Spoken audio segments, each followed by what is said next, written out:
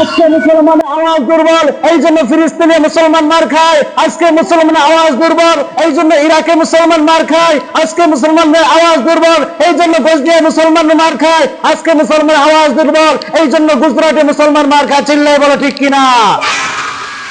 আমি বলতে চাই, বাংলার জমিন আলেম ওলামার জমিন, বাংলার জমিন শাইখুল হাদিসের জমিন, বাংলার জমিন ইলিয়াসুর রহমাতুল্লাহ আলাইহির জমিন, বাংলার জমিন মুফতি আমিনের জমিন, বাংলার জমিন আহমদ শফির জমিন, বাংলার জমিন জুনাইদ বাবুনের জমিন। এই জমিনের মধ্যে তো আল্লাহ তাআলার নামের গড়ি কিয়ামত পর্যন্ত অটুট থাকবে, রোববার সাধ্য দুনিয়ার কারণে। চিল্লায় বলো ঠিক কিনা? এক দেশ এক পতাকা, এক জাতি আছে একতা, ঠিক কিনা?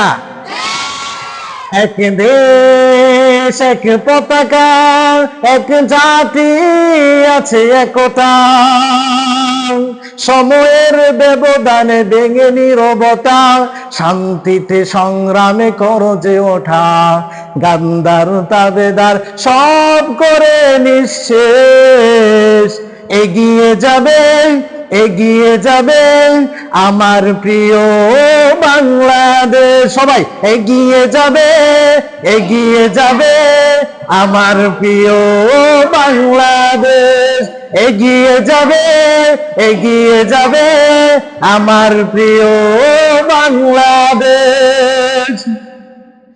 একে বন্ধনে সুখে দুঃখে কাটাবো, আনবো সোনালি প্রভাত, হিন্দু মুসলমান বৌদ্ধ বা খ্রিস্টান প্রয়োজনে সবাই হাতে রেখে হাত, ঠিক না?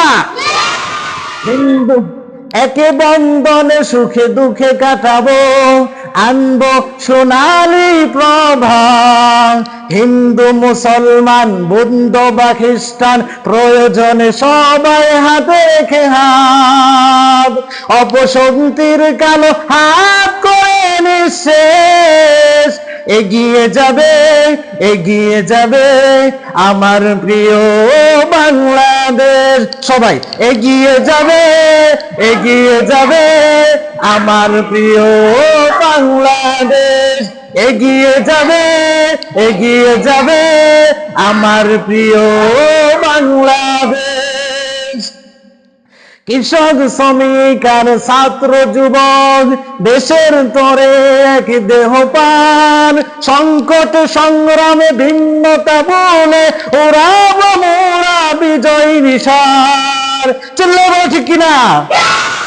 কৃষক শ্রমিক আর ছাত্র যুবক দেশের তরে এক দেহ প্রাণ, সংকট সংগ্রামে ভিন্নতা বলে ওরাব মোরা বিজয় নিশান, নাস্তিক বেঈমান সব করে নিঃশেষ, এগিয়ে যাবে এগিয়ে যাবে আমার প্রিয় বাংলাদেশ, এগিয়ে যাবে এগিয়ে যাবে আমার প্রিয় বাংলাদেশ, এগিয়ে যাবে এগিয়ে যাবে আমার প্রিয় বাংলাদেশ।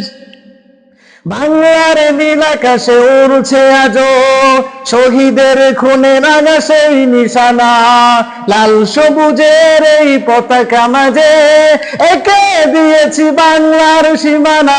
চিল্লায় বলো ঠিক কিনা?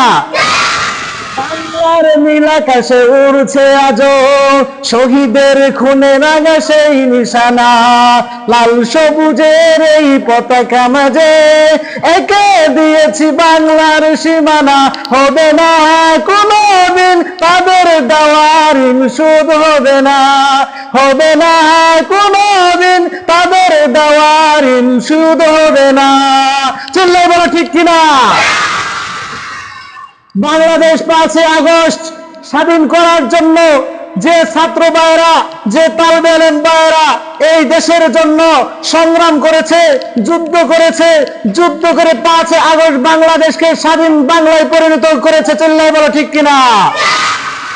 ইসলামকে কায়েম করার জন্য, কোরআনকে কায়েম করার জন্য, দ্বীনকে কায়েম করার জন্য ওই রকম ভাবে 16 বছরের স্বৈরাচার যেরকম ভাবে দূর করতে আমাদের যুদ্ধ করতে হয়েছে, স্বাধীনতার সংগ্রাম করতে হয়েছে। ওইরকম আরেকটা যদি যুদ্ধ করতে হয়, সেই রকম যুদ্ধের জন্য তোমরা সবাই প্রস্তুত আছো তো ইনশাআল্লাহ? যাই হোক, আমি যে কথা বলতেছিলাম, আমাদের এই আওয়াজগুলো তুলতে হবে ইমানের আওয়াজে। কিসের আওয়াজে তুলতে হবে? ইমানের আওয়াজে। শুধু শুধু মুখে মুখে আওয়াজ করবে এটা হলে হবে না। আমাদের ইমানের আওয়াজের সাথে আওয়াজ করতে হবে, ইমানের শক্তিতে বলিয়ান হতে হবে। এই ইমানের শক্তিতে যদি আমি আর আপনি এরকম ভাবে বলিয়ান হই, বলিয়ান হওয়ার সাথে সাথে আল্লাহ পাক রব্বুল আলামিন এই নারে তাকবীরের মধ্যে আল্লাহ তাআলার নামের ধ্বনির মধ্যে এমন পাওয়ার দিয়েছে যে এই এক পাওয়ারের সাথে সাথে সারা দুনিয়ার কাফের মুশরিকদের বুকের ভিতরে কম্পন সৃষ্টি হয়ে যাবে। চিল্লায় বলো ঠিক কিনা? এই জন্য আমরা বুঝি আর না বুঝি, যদি মাঝে মাঝে যদি আল্লাহ তাআলার নামের ধ্বনি তুলি, আল্লাহ তাআলার নামের ধ্বনির মধ্যে এমন এক পাওয়ার আল্লাহ তাআলা দিয়ে দিয়েছেন। মুসলমান, এখনো যদি মুসলমান আল্লাহ তাআলার নামের ধ্বনি তুলতে পারে, তাহলে সারা দুনিয়ার কাফের মুশরিকদের বুকের ভিতরে কম্পন সৃষ্টি হয়ে যাবে। চিল্লায় বলো ঠিক কিনা? আজকে মুসলমানের আওয়াজ দুর্বল, এই জন্য ফিলিস্তিনে মুসলমান মার খায়। আজকে মুসলমানের আওয়াজ দুর্বল, এই জন্য ইরাকে মুসলমান মার খায়। আজকে মুসলমানদের আওয়াজ দুর্বল, এই জন্য বসনিয়ায় মুসলমান মার খায়। আজকে মুসলমানের আওয়াজ দুর্বল, এই জন্য গুজরাটে মুসলমান মার খায়। চিল্লায় বলো ঠিক কিনা? আমি বলতে চাই, বাংলার জমিন আলেম ওলামার জমিন, বাংলার জমিন শাইখুল হাদিসের জমিন, বাংলার জমিন ইলিয়াসুর রহমাতুল্লাহ আলাইহির জমিন, বাংলার জমিন মুফতি আমিনীর জমিন, বাংলার জমিন আহমদ শফির জমিন, বাংলার জমিন জুনাইদ বাগুনের জমিন। এই জমিনের মধ্যে তো আল্লাহ তাআলার নামের ধ্বনি কিয়ামত পর্যন্ত অটুট থাকবে, রোববার সাধ্য দুনিয়ার কারণে। চিল্লায় বলো ঠিক কিনা? এই বাংলার জমিনে এসেছিলেন শাহজালাল আমিনী রহমাতুল্লাহ আলাইহি এসেছিলেন। এই শাহজালাল আমিনী রহমাতুল্লাহ আলাইহি যে সময় আসলেন, তার সাথে সাথী ছিল 360 জন। কয়জন? 360 জন সাথী ছিল। এই 360 জনকে নিয়ে যখন বাংলার জমিনে এসেছিলেন, বাংলার জমিনে তখন গৌর গোবিন্দের রাজার ক্ষমতা চলে, রাজত্ব চলে, সবকিছু গৌর গোবিন্দের রাজার অধীনে। মুসলমানদের কোনো অধিকার নাই। গৌর গোবিন্দের রাজার হাত থেকে, জালেম বাদশার হাত থেকে মুসলমানদের রক্ষা করার জন্য শাহজালাল আমিনী রহমাতুল্লাহ আলাইহি বাংলার জমিনে এসেছিলেন।